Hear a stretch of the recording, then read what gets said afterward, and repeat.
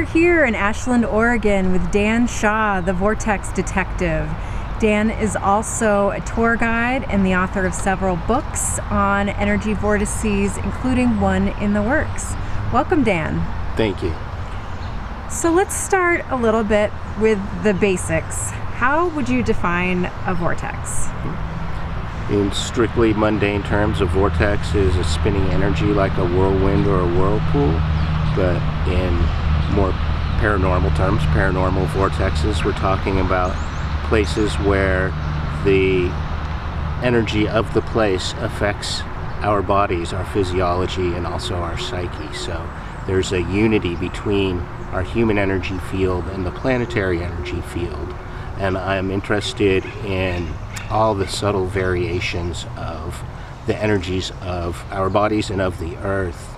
And I think that to anticipate your next question, not every vortex has to be an interdimensional portal, but there are other, perhaps less dramatic or equally dramatic but more subtle energy effects from these places. Interesting. And is there a pattern to where these places are found?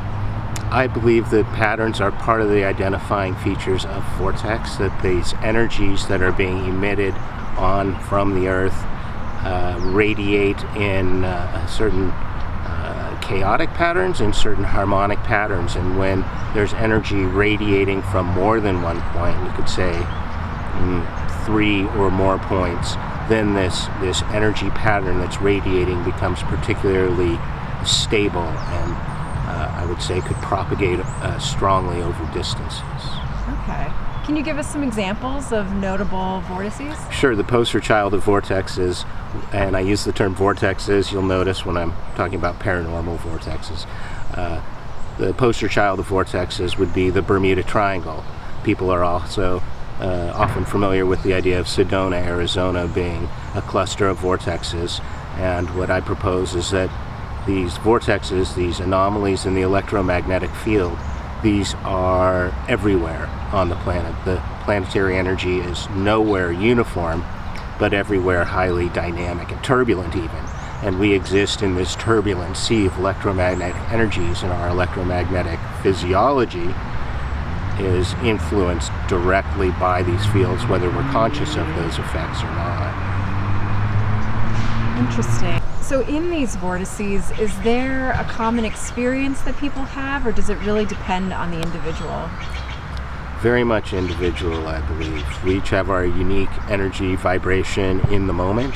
There's time cycles involved as well, and the places themselves have a certain biorhythm. So when we enter a place, we might enter a place together, and we might have diametric response to that place depending on ourselves.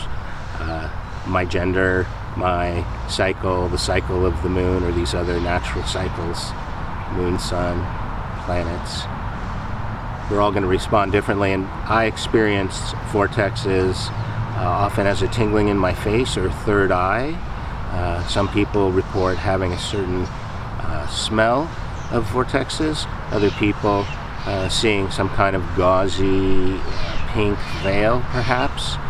So we each sense it in different parts of our bodies and in different ways. What about healing? Is there a healing that can take place in these places? Absolutely.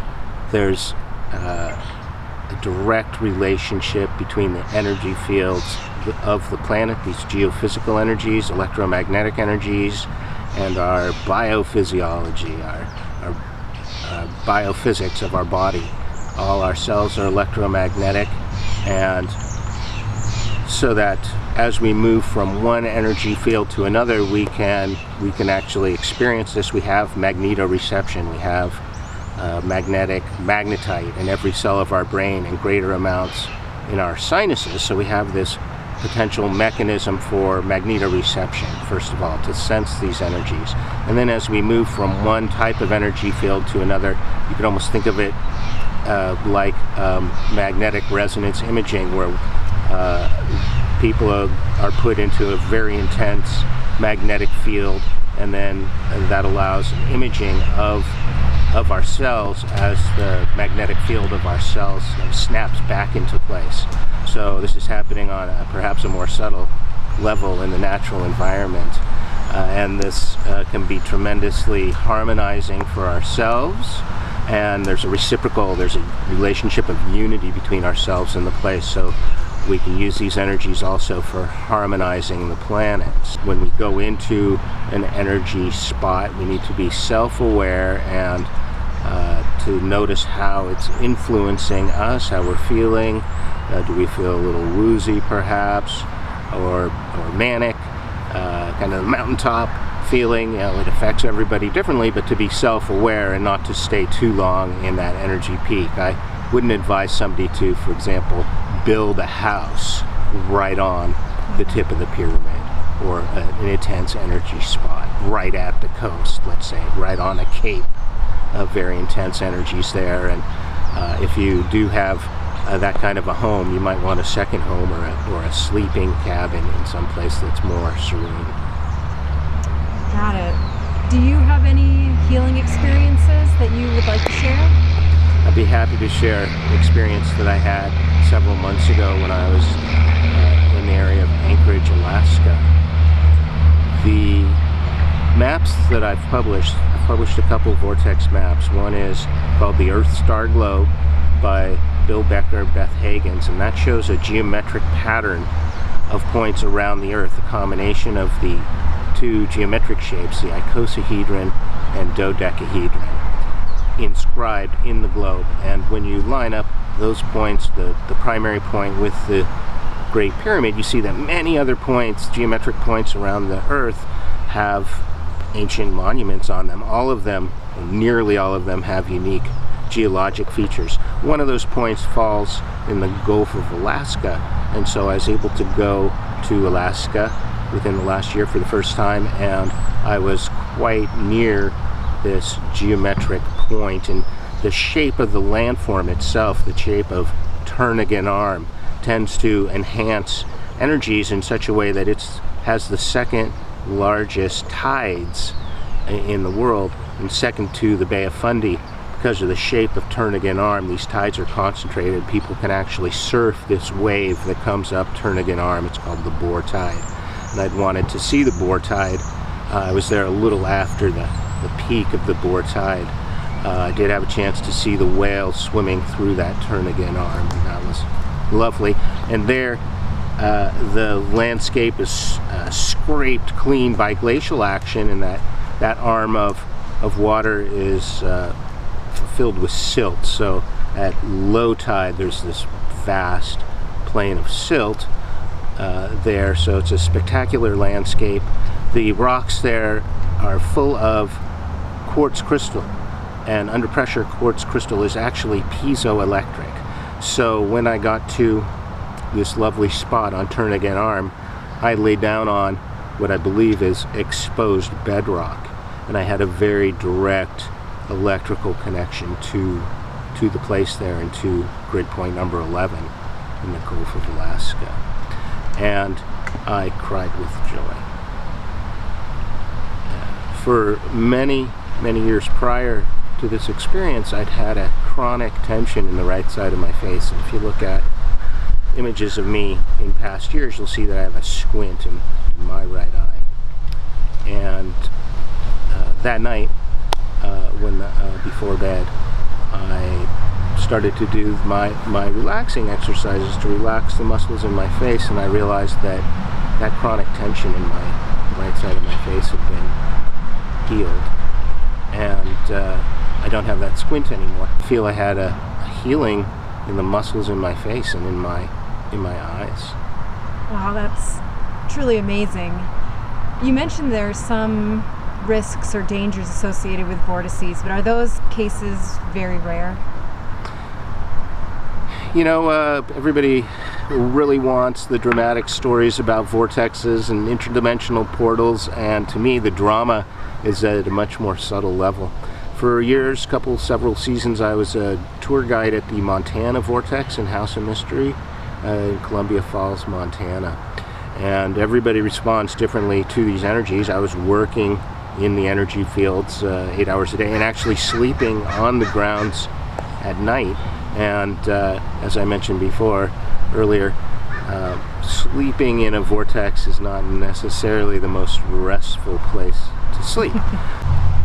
So at the Montana Vortex, I had a chance to show hundreds, if not thousands, of people around this small piece of property where there were a lot of variations in the energy field. And some people would feel it in their hands, some people would feel it in the hair raising up on their arms, back of the neck. Different people would feel it, sense it, see it in different ways. One day on my tour I had, well, it was common actually for people not to go into the crooked house because feelings of vertigo. There's a crooked house built to enhance the optical effects of the vortex at one of the most energetic spots, and people going into the house would often feel a sense of like seasickness, vertigo.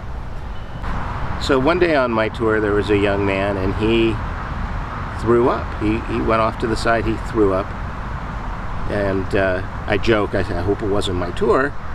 And his grandfather, this older man with him, took him away from my tour, and I didn't know what had happened and I was concerned. And a while later this gentleman, his grandfather, came back and he said, oh yeah, the boy's fine. The same thing happened to his grandmother. Interesting. So it might be genetic. Seems more women than men are sensitive to these vortex energies. You may feel a sense of nausea, dizziness, etc. So it's important to be self-aware when you go into these places. Good tip. In terms of the healing benefits, do people receive energetic healing even if they don't sense anything? Well, people do report all kinds of relief of various kinds of symptoms at vortexes, for sure. That's common. Some people keep coming back because they experience relief from tinnitus, ringing in the ears, whatever. All kinds of various maladies. Even if you are not consciously aware of these energies, they're still influencing you in every moment. Remember that there's electricity not just in the earth, in moist soil and in minerals in the earth, but there's electricity in the sea. There's actually different currents of water of different temperature and density and salinity in the ocean. These different water currents actually have different electrical properties, so there's a very complex electrical system in the ocean and in the atmosphere. In the air, it's electrical. If there's moisture in the air, it can actually conduct electricity. And if there's negative ions in the air, like around waterfalls, that's going to have a very beneficial impact on our mood and on our physiology. If there's these hot, dry winds, or if there's a lot of smoke in the air, such as there is today, that's going to be a lot of positive ions. During times of these positive ion weather, there's going to be a lot more injuries, people coming into emergency rooms, that kind of thing. So even if you're in a place that looks like the Great Plains, a largely undifferentiated landscape, there's going to be underground features. There's going to be perhaps water flowing underground or in mineral deposits, and there's going to be turbulency in the planetary system. And these things are all going to affect our physiology and our psyche, whether we're aware of them or not. Interesting. So I gotta ask, what got you interested in all this? Well, it is something of a long story. It is clearly divine guidance that got me this far, thanks to my guides and angels and the gifts that I've received from my guides and angels. These vortex maps were delivered up to me on a silver platter. I had been a student of alchemy since about 1985. And very much interested in extraordinary healing tools and techniques. And when I saw these maps, maybe not the first time, definitely not the first, but the second time I saw these maps, it was under such a circumstance that I saw them as powerful alchemical tools. And so for me, the study of vortexes is a kind of alchemy, a transmutation of ourselves. We're the great experiment, and we can use these vortex energies, these geophysical or earth energies in a way that is effectively magical. There's a science behind earth magic, I would say, and that the study of these earth energies is a kind of alchemy just as much as the study of, let's say, herbs or fibers or grapes or metals. I know in my own experience that once you start looking into some of these things, you can go down a rabbit hole pretty quickly. Are there other areas that have of interest that have arisen out of this? I am largely successful at keeping my focus 80% around places that affect us, our relationship to place, this unity between the place and us, and how we affect the place and the place affects us on these alchemical levels. The study of these paranormal places seems to touch on every other aspect of the paranormal. I've done my best to stay focused on paranormal as it relates to place, how the place seems to support and enhance the paranormal.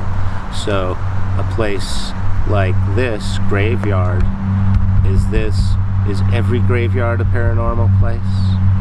Or is there something that makes this place more paranormal than others? I believe that the paranormal is available to us in every place. Interesting. What advice do you have for someone who's interested in learning more about this? I invite you to contact me at ask@danshaw.com. You can go to my website, vortexmaps.com, click through, and you'll see on the left there'll be downloads link, and you can download samples of my various writings. I've given away as much information as I can for free at vortexmaps.com, and I have a number of ebooks for sale there. I've published a couple Vortex maps, the Earth Star Globe by Bill Becker and Beth Hagans, and another called Earth Star North America. I want to make sure you see that in person before you go. And I will answer every email. You know more than you understand. There are vortexes everywhere.